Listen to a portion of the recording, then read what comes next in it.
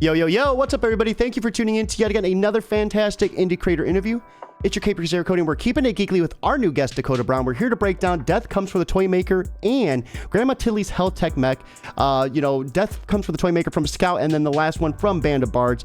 Awesome books. Had the chance to read it. Dakota, I thank you so much for that opportunity. How are you doing today? Doing well. No big updates here. Just living the same life I've been living since moving into an office and living in that office in a post-quarantine world.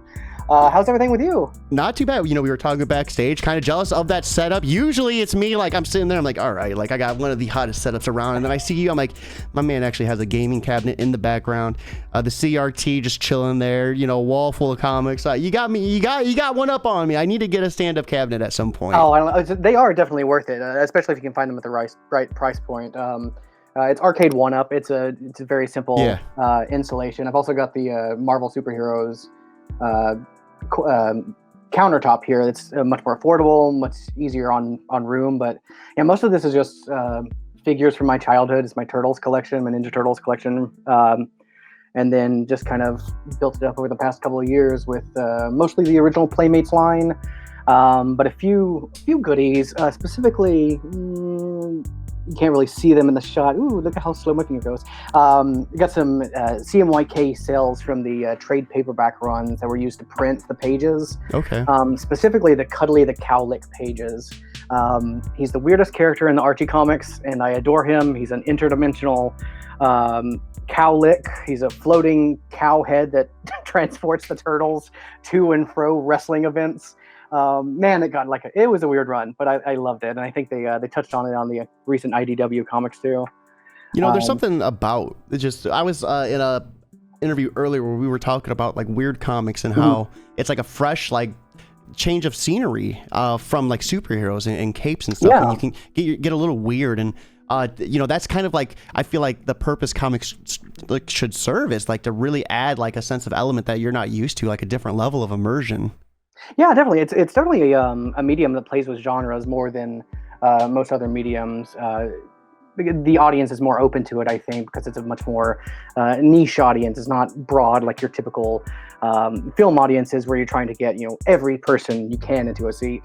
But these genre pieces,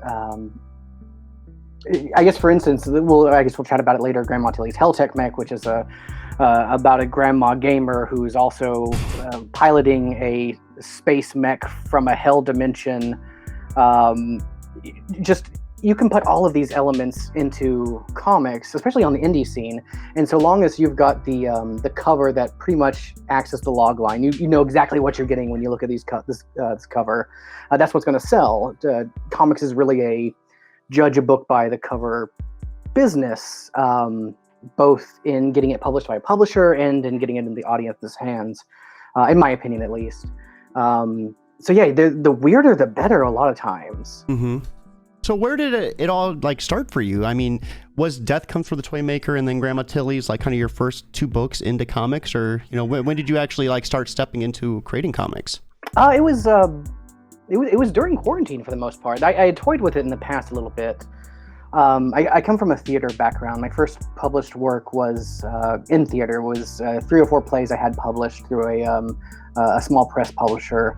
A few were produced, nothing really notable of it, but it was, you know, a good stepping stone to say, hey, I have these published. Would you like to read them, consider them for production? And I studied at a satellite of the New Actors Workshop that was run out of Chattanooga, Tennessee, actually out of a community college. And then I moved on to studying more improvisational theater with Keith Johnstone, who recently passed away, and then at Second City for a few weeks in the summer. Because my goal was to do improvisational theater for a living, and that's just not really a thing. So that's not a thing that happens. What's improv theater look like compared to just regular theater? Like, what's the big difference? Like, is it different every show? I feel like I'm not too well versed with it. So like, is it like you have like a bare bones structure, but then like what you do is different, or how does it work? It depends on the style you go with. Most camps there are 2 styles. There's a short form and a long form. Short form improvisation is kind of what you see on like Whose Line Is It Anyway? It's all these like these party games, these parlor games that are just quick jokes. It's cotton candy. It's delicious, but it melts in your mouth really quickly. Long form improvisation is more like a steak dinner. It sits with you. It's an hour and a half show. Sometimes it's that long. Sometimes it's a half an hour. But depending on the format you're doing, you'll either take some kind of suggestion or group of suggestions from the audience, and you'll build those into a circle, and you'll say, you know, all of these elements are in our circle of story, and we try to build stories around that. So it is by the audience's suggestion. You don't go into the theater that day saying this is the show we're going to do. By any means, there's no script, no structure. But alongside with the audience, typically, if it's done in my mind properly, the entire theater audience and performers are building this narrative together, and it's a magical experience, but not a profitable one. So I did do the course of study in Second City. I auditioned there and for their touring company, and in Atlanta for a company they had there for a short while. The goal was to be on Saturday Night Live for years. That was because that was, you know, the single entity at the time. But I just kind of fell more into wanting to write for the theater. Mm-hmm. And then after, you know, several years of doing that, my wife stumbled across an opportunity that was on Frederator's website, the animation company that did Chalk Zone and Fairly Odd Parents, and they had an open call for pitches. So I started through that, pitching to Frederator, and through a long course of events, ended up in Burbank in 2017 at the offices of Nickelodeon and Disney, pitching some animated series, one of which changed a little bit and eventually became Grandma Tilly's Helltech Mech. At the time, it was a Mickey Mouse short starring Donald Duck in a giant mech, because they had this, you know, Mickey Shorts program, and they were looking for some, not necessarily pitches, but some specs to, you know, just broadly consider a writer. So it was Grandma Tilly's is a pretty heavy PG-13, I would say, closer to R, especially with the issues 2 and 3. But that original version with Donald Duck was much more playful and had a lot less of the demonic entities that populate the the cast. Hopefully, maybe lacking a dead one and chilling in an urn as well. Oh yeah, definitely. But I pitched to animation studios for years, made some great contacts, had some fun with it. But I always have been a comic fan. My dad was a Marvel reader when I was growing up, specifically like Daredevil and Fantastic Four. So it was always in the back of my mind that I would want to, you know, write something for comics. And I had this catalog of pitches that were for animation, but it's a pretty easy transition making them, you know, making those animation beats turn into comic beats on a panel by panel script. And the first one that I pitched was Toymaker for the most part. There was one I toyed with for a while, but Death Comes for the Toymaker was the first one that was picked up. Congratulations, by the way. Oh, thank you so much. Yeah, so it's not a that one was never an animation pitch. That was if I am going to try working in comics on any level, I've got to find something with a cover that sells. And kind of the comic thing, the indie comic thing, is to find these like public domain characters, like these fairy tale characters, these universal monster adjacent characters, and just have something that an audience or a reader would see on the shelf and say, well, that's interesting. We'll see what that does. And I eventually settled on a Santa Claus versus the, you know, classic scythe holding depiction of death, but it eventually transformed into not Santa Claus by any means, and not Christmas, but a holiday that is very similar, and a character that is very similar in this universe. And it's at first it was a very it was very much it felt like American Gods in a lot of ways.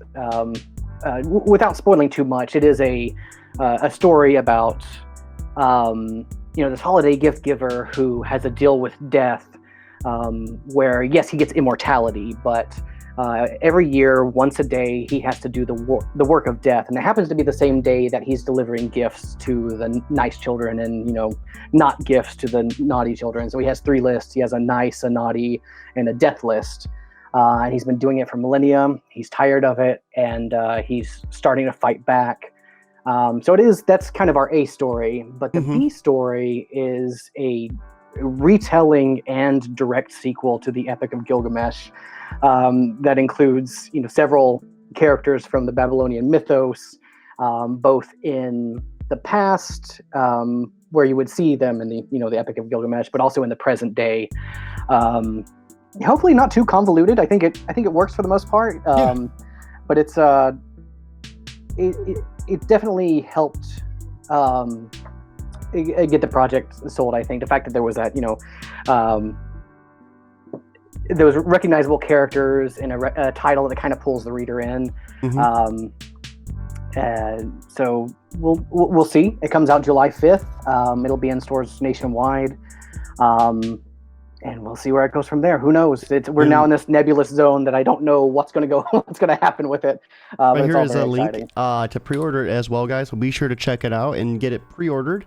And it's important to let your local comic store know that you want this as well, because then they'll order more, put it on the shelf, and get this in as many stores as humanly possible.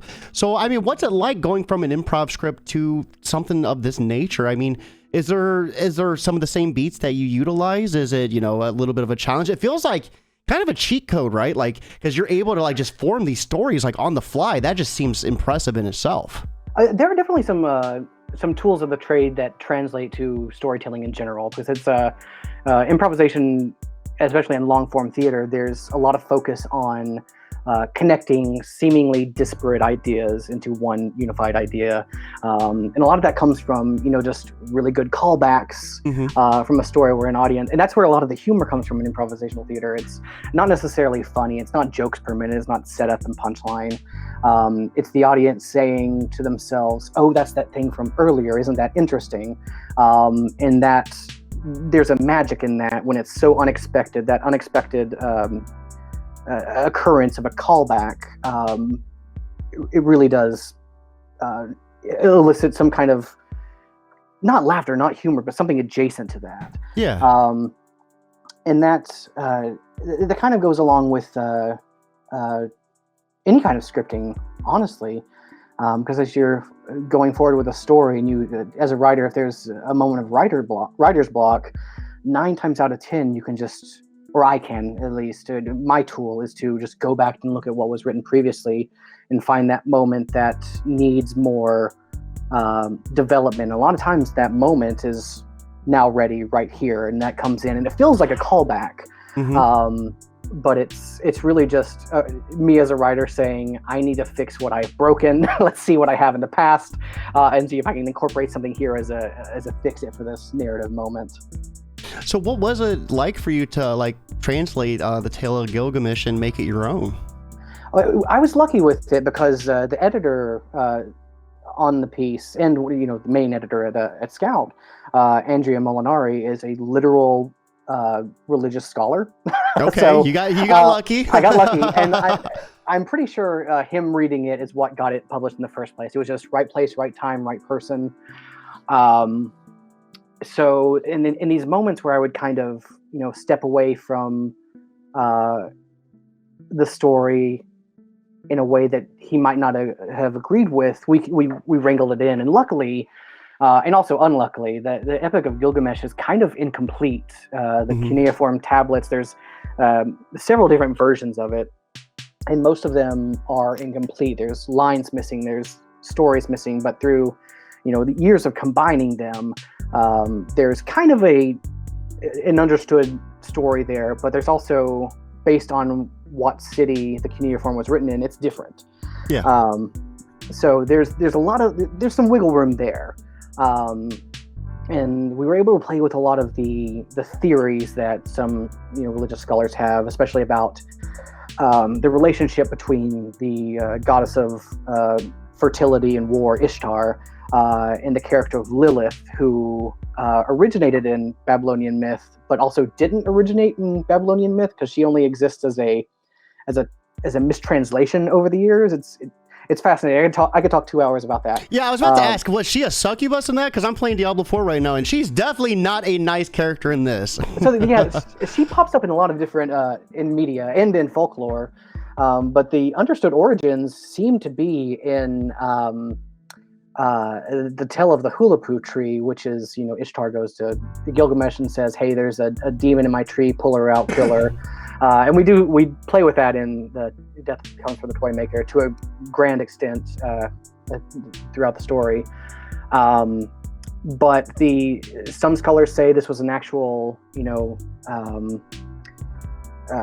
fallen goddess, or like came from Ershatu, the underworld, and some just say it's a mistranslation of Screech Owl. So nobody really knows if Lilith as a character is an actual understood character in the story, or if it's just Ishtar going to Gilgamesh and saying, "Hey, there's an owl in my tree. Please get it out," which is kind of boring, and maybe not, what happens there. But I love things like that. Like, there's a big thing about Moses, supposedly the burning bush. Like, some scholars are trying to say that it might have been like an influence of DMT or something at the time.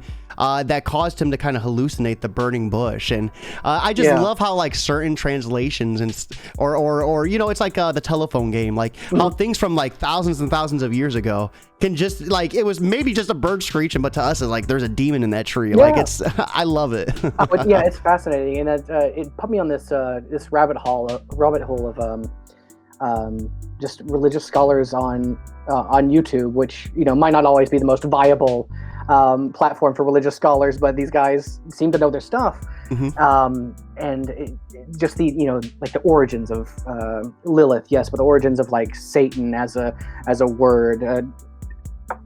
I dare not get into it here, but it's maybe it's just a mistranslation of the word accuser throughout Old Testament and New Testament. It's fascinating stuff. But that we had enough to play with there for Lilith, and she becomes this. And again, not to spoil anything, but by the end of issue 6, it does feel like Lilith is kind of the main character. Almost. It takes some twists and turns that I was very lucky to have Andrea in my court and have him guide those areas where it just, if the people of ancient Babylon were around, they might not really appreciate it. But of course, Ryan Cody's art on it throughout. Those first 6 pages are straight out of the Mignola handbook. There's that dead space, that blank black space that's played with. And I was gonna say Dead Space is one of my favorite games. You got me sold already. But I mean, throughout, his style goes. He makes some very dynamic choices for static moments and for these big battles, to the point where like some of the battle scenes, the panels are like twisted and like convulsing, and you can feel the feelings of war in these panels. And of course, Micah Myers on lettering, I will always tote his incredible ability. It is a silent and void comic if you don't have a proper letterer on the comic, and he makes these characters sing and makes this essentially Foley work for these panels. The choices he makes in the formatting and the fonts and the size really play to every moment, and more than any kind of luck I found with having a background in this kind of storytelling, the luck really came from having Ryan in my corner and Micah in my corner and Andrea in my corner especially, and everybody at Scout who believes in it. So it's lucky all around, and I hope it's something that people at least find different and interesting. Yeah, I had the opportunity to read it. I really, and I won't spoil anything myself, but I enjoyed like just the different layers to it. There, on the outside, it's, the death coming for the Toymaker, but on the inside, like just the relationship these two have, the dialogue, how, he's like, yeah, you don't knock, and he's like, you don't knock every year. I'm like, dude, like perfect. Like just like the subtle, like picking on each other without, it's awesome. I loved, there was a scene in particular where it's like current day and the flashback, just like side by side, and the way that action was playing out, it was phenomenal. I'm sure once you think about it, you'll know exactly what I'm talking about. But the interiors in this are gorgeous. I think right now would be a perfect segue. Let's go ahead and check it out, and then we're gonna check out that other book as well. So got the opportunity to check them both out. Real quick, who is the creative team on Death Comes for the Toymaker? Let's give them a shout out. I was the writer / creator. The pencils, inks, and colors are Ryan Cody, who is best known for his work on like Family Tree and most recently Justice League versus Legion of Superheroes. Wow. He did the colors on that. And I originally discovered him because I wanted a very specific color palette. I found his colors to be exactly what I was looking for. And then I discovered that he also did line and ink work, and it was a match made in heaven. And Cody's a really good name too. No bias there. No, and I have a connection there as well because my entire family calls me Cody because my brother had a speech impediment. And then Mike is on the lettering, and just throughout it's just gorgeous, and it tells the story more than any kind of script I could offer. And then Andrea Molinari is on the editing and really guided the whole process. So what is it Ease Day? Is this an actual holiday, or is this something that you made up for the series? It's just for the series. I've been saying Ia's Day. Ia is the god of he's the god of a lot of things. He's kind of this catch-all god. He's the god of the seas. He's the god of crafts. He's the trickster god in some instances. So he's kind of like this Anansi type character.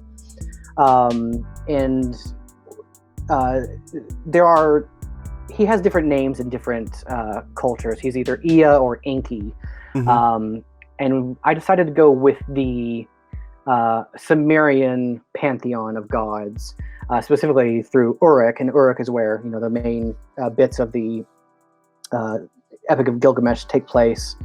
I decided to go with that's not right. The Sumerian names of the characters in the Babylonian pantheon. And the reason I went with Sumerian names is because Ea is also known as Enki, but we have a character named Enkidu. So if I had an Enki and Enkidu, I felt like that would be difficult for readers to separate them sometimes. But also in Babylonian, Ishtar is Inanna, but I wanted to keep Ishtar because it may or may not be the origins of Easter. And if we have a sequel, Ishtar and Easter are right there. So that's good to go. But yeah, for my purposes, it's Ia's Day. So, I really love too, like right here, it talks about the Great Flood. And we're talking about all these names. A lot of this, translates to so many different religions. Like the Great Flood is noted in a ton of different religions. And there's a lot of like speculation and a lot of like research or whatever you want to call it. I forgot what they call it. What is it? It's they have a name for it. I cannot think of it. Fridge research or whatever. Fringe. Oh, Fringe. Yeah. Yes. Fringe research, where they want to say that the Ice Age was the Great Flood. Like the Ice Age happened after the Great Flood and it froze. Oh, that's fascinating. I haven't heard that, but. Or maybe it was vice versa. Maybe the Ice Age melted, and that's what caused. Because that's a big fear for global climate. I cannot word today. But like the icebergs like melting and displacing because the type of water that's in the ice is different than the water that it's in. Yeah, because fresh water. Yeah. Yes, it'll displace all the ocean and it'll cause the Great Flood again. So it's just the one thing I love is just how all these key points are kind of just prevalent in all these different religions. Oh yeah, it's. I mean, there's a lot of storytelling that is cyclical, and life in itself is. Well, I mean, the life of the Earth is pretty cyclical, obviously. Whether it is natural climate changing or the obvious man-made climate changing that is happening. Mm-hmm. That fear is still there. Of course, that fear wasn't there necessarily on a scientific level, millennia ago, because they didn't have that data. But I mean, it's definitely in the zeitgeist right now, and we may or may not have the ability to change or stop that. So. Who knows? Maybe we'll have another. I seriously could do a podcast. Like, man, they talk about humans. Like, we're on like the 6th cycle of like mass extinction. Like, like humanity's supposed to be so many thousands of years before, but like if a great flood wiped everything, you would almost lose all like ability to find it, right? Like, yeah, unless we all went up in our blimps, which is that's a separate pitch altogether. So right here, I love it's polite to knock. If you welcome me in, besides you have no right to complain about entering a home without permission. I just love this back and forth. This lettering is phenomenal. These sound effects of the fire too. Chef kiss. Yeah, and like the coloring. Sorry, I didn't mean to cut you off there, but like how he's kind of like faded in, like white to black. Like just that technique right here is awesome. Yeah, this was actually that was our original pitch page. It was pages 2 through 6, as well as the title page. So this is actually probably the first art I saw of Ryan's, and that's to see that panel first and know that that's where we're going. I had more confidence in his work than I could ever have in my own. So it felt like we were good to go after I saw that first panel. And yeah, there's a lot of it's a very foreboding moment early on in these first few pages. And his line art and his colors kind of soften as the series goes on. But in those moments where we kind of come back to this foreboding, this darkness, his style will actually kind of shift into these hard lines, these very angular moments. And the decisions he makes throughout are just wonderful. I love the look of fire. Like we're watching from inside the fire, and the way the flames like crinkle up, and how the background like kind of just like you said, like there's no hard lines, and then it just forms into like the tree and the foliage behind it. Like this is very gorgeous, and the little Easter egg too in their dialogue. You don't notice it right away, but once you finish the book and going over it again, it's like, oh, it was right in my face the whole time. Oh yeah, yeah, kind of. And even in the log line in the elevator pitch that you'll see on like websites who are selling it, or in Previews World, actually had kind of I mean, I wrote the log line in the elevator pitch, so I'm okay with it. But it's kind of it kind of gives away the secret if you know the impetus of the B story. But yeah, we try to I guess I try to sprinkle in little moments throughout as yes, kind of Easter eggs, foreshadowing maybe to an extent. And hopefully that plays off pretty well. And I love like the lettering for him is way different than for Gil. Like it's the speech bubbles are different. The speech bubbles colored in. It almost looks like the text or the way the text is written is even a little bit more different. Or maybe that's just my eyes playing a trick on me, but it looks like just a smidge different. I think he has a slightly different font, one that's a bit more angular. But honestly, it might just be the fact that it's white on black other than black on white. But I don't know if I suggested that to Micah or if he just came up. I think Micah just did it, and I couldn't have been happier with it. It's it makes him a very unique character to the rest of the cast, definitely. And I also love too, like this art. I mean, like, having the negative color kind of just bleeding into the background and the negative space of the foliage, like it's awesome. Like the art in this is just spectacular. Yeah, and then Ryan's saying that he just wants to do coloring for a while, and that breaks my heart because his line work is just, I mean, it is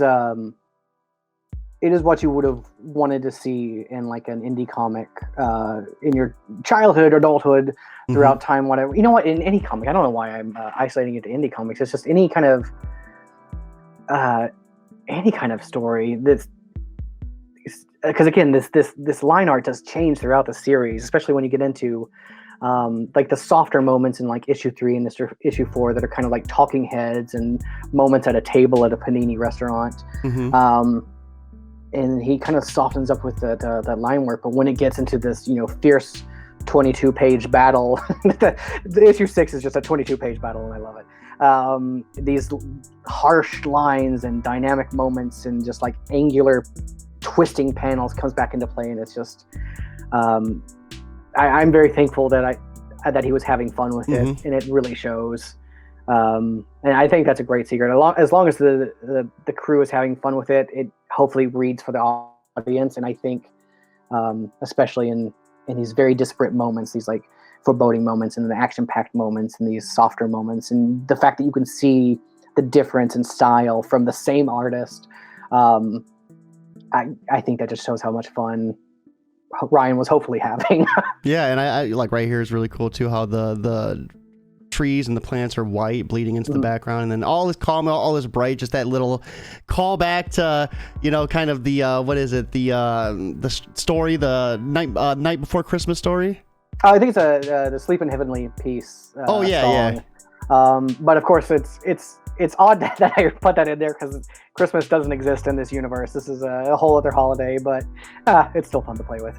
You know, it works though. It works because it's almost like it almost feels like the same, but it's not. Yeah, and hopefully that comes off. And again, as long as if the reader is having this experience where they feel safe in knowing that this is, you know, a Santa Claus analog, even if they think it's Santa Claus, and there's this moment where, you know, his name is said to be Gil, and his two little helpers are small Babylonian ancients, or once we get later and we see that he doesn't necessarily have his sled.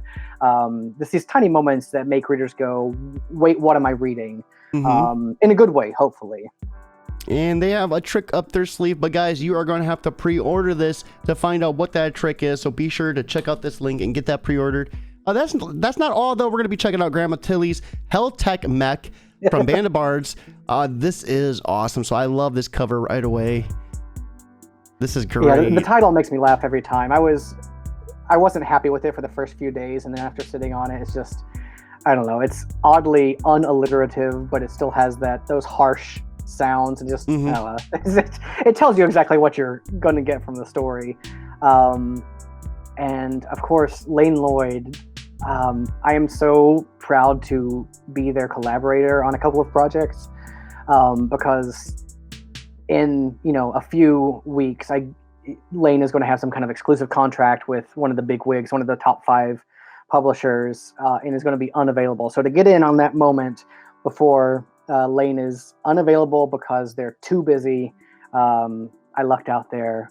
That's good. I think I got a good idea who it is too, because I seen some posts going around, and I don't know, it wasn't probably geared towards that, but it makes sense now. Yeah, they've shown me some things that I might not have been supposed to see. Some covers that are happening, and hopefully those covers turn into full-time work, especially on the specific series that I've seen, because it's such a welcome oddity of style, and it's hard to give words to, because it's very, I don't know. It feels, you know, it's their work the second you see it. I know exactly what you're saying, like, because I have a hard time, because I do interviews, and like whenever I'm trying to talk about it, it's like I have such a hard time explaining what makes this so unique. But the second you see even just one panel, you know exactly who the artist is. There's no doubt in your mind. And they're able to take this style and spread it across any different genre, and that's the most remarkable part. Like they don't need to change anything up. It just fits any genre, and the way they're able to make it work is just awesome. Yeah, so I mean, this is mostly like sci-fi with a little bit of like Clive Barker flesh horror, but there's been ghost stories that they've done. There's been queer love stories that are just beautiful, and it works. And I think I would just describe it as like a fluidity, but like a viscous fluidity. Like it's non-traditional, of course, by all means, but that's what we need in indie comics, is non-traditional, in my opinion. But it's so appealing, and it brings the reader in. It has this like mid-90s liquid television Ren and Stimpy vibe, not to like put any kind of put any kind of gel around style, but it's so unique to any era. I know for a fact that just having that cover from Lane on a store shelf is going to be enough to have it fly off the shelves, because it's weird. It's so it's so odd. But it still has this fun story with a appealing character. It's about this gaming granny who in a Is that bout from of game. not to interrupt, but is that modeled off of Grandma Skyrim? No, I'm unaware of Grandma Skyrim. Or, Am I about to get in legal trouble? No. I don't believe so. I don't think that's her Oh, actual is she name. the YouTuber? She's a big YouTuber streamer who was always playing Skyrim, I believe, or it was one of those games, and she was huge. Yeah, I have seen her. If it was modeled after her, it wasn't intentional, but I can see a lot of that vibe here. But she's a. Well, she never got a mech suit, so I think you're clear. You're clear. So she's playing on her double experience weekend with her husband's ashes at her side, but her controller breaks when she has a fit of gamer rage, and she calls for a ride share. But before the ride share can get there, a piece of space wreckage falls into her yard that she thinks is the ride share, and that space wreckage ends up being this demon fleshed mech suit that has other ideas than just getting her to the local gaming store, the Gamers Grotto, and picking up a new wired controller. She's old school. She loves wired controllers. I'm the same way. I don't want to change batteries or put it on a charging dock. But if beginning to end, it's silly. It was a welcome change of pace from like the kind of heavy themes of Death Comes from the Toymaker, because that deals a lot with what a person fails to do with the time they have at the end of the day. But this one is in the time that she has. Tilly goes into space and fights in a giant fleshy mech suit, and ends up having to maybe combat it herself in future issues. It's a 3-issue series. And she's just trying to get a controller. Yeah, that's it. And honestly, it takes a while for her to get that controller. But when she does, things, of course, don't go right, and we keep going back and forth from Earth to space in this battle that ends up kind of a mini kaiju battle in issue 3. And it started out as a pitch to Lane, but when Lane brought me their work, it became very obvious that this was not a work for hire situation. This is a co-creator situation. Because again, Lane's work is just, you see it, you know it, you want it. It's so different and so welcoming. That's so awesome. And I could pull up, I had a piece that they did for me for Keeping It Geekly, and it would be able to bleed right into the panels perfectly. They use like the color palette they use does not ever change, and it's like it meshes so perfectly with their style. Yeah, even the dead space outside of the panels is this like tan color, and you don't see it when you're looking at it, but I noticed it, maybe a few months after the fact, and it just makes for I don't know, it just makes gives it like this different. Retro feel almost. It does. It feels like it's aged. It feels like it's just different than your typical comic, and it's these little choices throughout that just make it feel unique on local comic shelves. And of course, unique on comic shelves is the calling card of Band of Bards, who will be publishing this. It'll be in Previews World in July, and I expect that means it'll be on store shelves. Oh, thank you so much. Hopefully on store shelves in September is my understanding. But yeah, Band of Bards is, in my mind, the home for the weird comic at the moment. So dang, for your first 2 books are both picked up by publishers. That's phenomenal. Yeah, I'm lucky there. More lucky in that I'm not as skilled in running a Kickstarter. Death Comes for the Toymaker did have a Kickstarter originally when we signed with Scout. It didn't make its funding. Maybe it's just my lack of social media know-how. Maybe it's it wasn't an appealing Kickstarter, but I looked out there and that the publishers believed in it more than I could advertise it on social media, I guess. So luckily they're in my court and pushing it to readers and to stores across the nation and to an extent internationally. But yeah, it's definitely a blessing to be with both Scout and Band of Bards simultaneously as it happened. Let's go. So what's next for you in 2023? I mean, are you just focusing on these series, or do you have any other projects that you can announce? There's a few in the works. There's a children's fantasy series that's being pitched. There's a 5-issue series that's a cute, silly post-apocalyptic thing that is kind of officially in the works now. There's a catalog of old animation pitches that are kind of ready to turn into to pitches for comics, but I am waiting to see what kind of audience this builds and see if there's because these are very disparate series. This this very heavy Toymaker series and this very just fun, action-packed sci-fi horror that is Grandma Tilly. So I'm trying to see the reaction of both and kind of gauge what an audience might want from me and my collaborators. So hopefully we get a good gauge on desired content that way.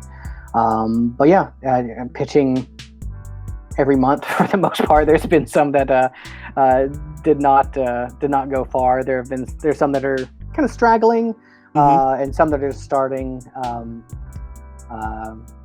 But it's an ever-changing business. A publisher might not want something one day and might want it a few months from now when the market changes or some internal staffing changes, things like that. So just kind of going with the flow and seeing how these two go at the moment. Let's go. So Dakota, I know this is your first time on the show, but I always love ending it with a piece of advice and what you're consuming outside of creating. So for anyone looking to just get into comics, whether it's writing or drawing or anything in between, what would be the biggest first step they could take to kind of help them, get prepared for that journey? I know there was an Alan Moore quote recently that I found interesting. That was it's going to be a synopsis. I don't know the exact verbiage, but it was essentially read good comics, read bad comics. You're going to learn something from both. So consuming is just as much as just as important as putting out content. I'm not always as good about that because I tend to spend a lot of my free time trying to write the next thing that might get picked up, and I do need to consume more. But I would always suggest if you can find it, there's a hardcover version of Neil Gaiman's 1602, the Marvel series, and the back of it has his script pages. Maybe not the full 12-issue run or whatever it was, but several script pages, and that is a fantastic guide to learning panel-to-panel writing. It's a very different beast than writing for animation or theater. Everybody kind of does a little bit differently. There's not necessarily an industry standard, but that was kind of my introduction to the style and knowing why this panel is important, knowing why this panel is important, knowing that why this is a beat and why this is a beat. So if you can find that hardcover of 1602, it might also be in the trade, the soft cover, but that's a fantastic guideline, in my opinion. I'm gonna have to definitely check that out. It sounds like it's an awesome read, and anytime you can learn more about what you're creating, I mean, that's pivotal. Keeping the tools as sharp as humanly possible helps you keep firing on all cylinders. So Dakota, outside of creating, you said consuming is just as important. So what are you consuming? What video games are you playing? TV shows are you watching? What's you're doing outside of creating? Video games are kind of slowed down. My wife and I welcomed our first son last July. He's about to turn 11 months, and that's just wild. So video games are kind of slowed down a little bit. But when I'm finding time during his nap times, I've been playing through the Secret of Mana collection on my Switch. Trials of Mana right now. Once I finish that, I'm sure I'll go back to just playing some Smash Brothers for the rest of my life. My wife and I are Mario Kart fiends. If you ever want to catch these hands in Mario Kart, let me know. Well, I've been told that my Daisy on a standard bike's pretty good. She's my main. Wario on the Mr. Scooter. Okay. Let's go. I love it. We did play Overwatch for a very long time. My main was Hammond, was Wrecking Ball, and she played Sombra. It was a deadly combination. But that's kind of slowed down recently as well. There's a lot of Mario Kart, but as far as shows, we've been watching Tig Notaro's One Mississippi on Hulu. Okay. It was on FX originally. It's a brilliant show. That's kind of her life story, but fictionalized to a great extent. But also, there's a lot of truth in there.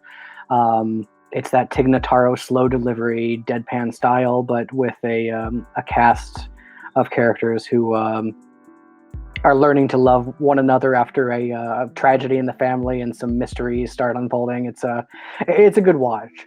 Okay. That's really about it right now. You know, Mario Kart has dropped some new courses too. I need to, all this talk, I need to pick it up and check them out. I got about almost, 360, probably 360 hours into it. So, and that's on my second account. My first account, I probably had another couple hundred. Like that, I don't know what it is about that game. It's just, you could just play the same courses. It's just, it's mindless fun. It is, yeah. It's got that pick up and play ability that I really like in a game right now, since, I might not be able to, play Tears of the Kingdom for the, X amount of time, because I've got to, I want to spend time with my son, and he doesn't like Tears of the Kingdom. Yeah. He likes Sesame Street, which I also like. Well, yeah, that's right. We're watching a lot of Sesame Street, and it is, if you're behind on Sesame Street, it's wonderful. Cookie Monster has a food truck with a little puppet named Gonger, and they're wild. There's more episodes of Sesame Street than there are of One Piece, if I'm not mistaken. I think it was like 5,300 or something like that. That's wild, yeah. But I mean, there's definitely a backlog of episodes to watch, and that pleases me. No, that is awesome. Well, we do have to hop off. Before we let you go, though, happy Father's Day, in case I don't get a chance to see you. So I think that's next week. So everyone who is watching that is Dad, happy Father's Day to you as well. Yeah. Man, awesome, Chad. Appreciate you coming by, letting me read both of these books, and I can't wait to get you back on for the next one. We're going to have to definitely make it happen. Yeah, absolutely. Thank you so much. This was fun. Yeah, absolutely. Everyone watching, it is New Comic Book Day. Make sure to check that link out and get this book pre-ordered. If you can't, put it on Facebook or Twitter. Word of mouth is 100% free. I hope you all have a lovely Wednesday, but most importantly, guys, keep it geekly.